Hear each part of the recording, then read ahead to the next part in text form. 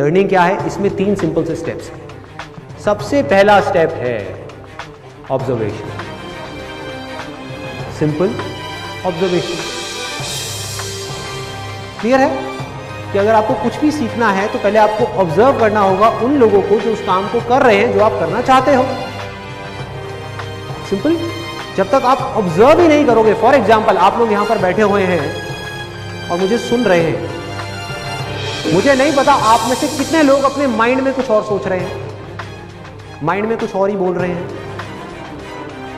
मतलब कि अगर आप मुझसे कुछ भी सीखना चाहते हो तो आपको क्या करना होगा, आपको मुझे ऑब्जर्व करना होगा, मुझे सुनना होगा, लिसन करना होगा। और हमारी आदत क्या है, इससे बिल्कुल अलग है कि सामने से कोई कुछ बोल रहा होता है और अपने माइंड में कुछ ही कुछ सोच रहे होते हैं। मतलब हमारी ऑब्जर्वेशन पावर इतनी स्ट्रांग नहीं है। अगर इस लिसन वर्ड को आप ध्यान से देखोगे, ये निकला है साइलेंट वर्ड, SIL, उसको उल्टा कर दो, बन गया LIS। जो एंड में आ रहा है ENT, उसको आप घुमा दो, उसको कर दो TEN, क्या बन गया, लिसन। तो आप तब तक नहीं सुन सकते जब तक कि आपका माइंड पूरी तरीके से साइलेंट ना हो। So simple. सो ऑब्जर्वेशन करने के लिए क्या करना होगा, बिजनेस करना है तो बिजनेस जो लोग कर रहे हैं ऑलरेडी, जो लोग सक्सेसफुल हैं, जो लोग फेल हो रहे हैं, उन दोनों को ऑब्जर्व करना होगा, दोनों से सीखना होगा और फिर बिजनेस को करना होगा। नेक्स्ट स्टेप क्या है, अंडरस्टैंडिंग, कि जो ऑब्जर्व किया उसको समझना भी पड़ेगा भाई, कि क्या ऑब्जर्व किया। कि अगर बिजनेस करना है तो दोनों तरह के लोगों को ऑब्जर्व किया, जो सक्सेसफुल हैं और जो फेलियर्स हैं, बारीकी से ऑब्जर्व किया।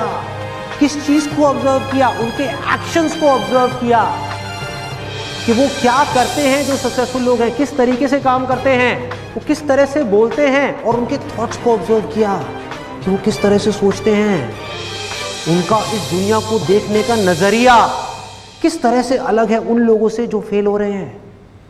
क्या फर्क है इन दोनों के नजरिए में।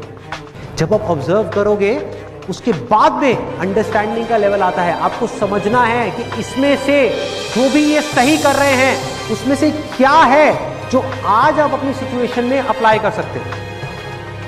जरूरी नहीं है वो सब कुछ जो वो आज कर रहे हैं वो सब आप आज अपनी सिचुएशन में अप्लाई कर पाओ। जैसे ही आपको ये बात समझ आई, अब आता है तीसरा स्टेप कि आपको उसको अपनी लाइफ में अप्लाई करना है, छोटे से छोटे लेवल पे। मतलब कि उसकी प्रैक्टिस करनी है। अगर हम अप्लाई ही ना करें, प्रैक्टिस ही ना करें तो क्या होगा, कोई फायदा नहीं है।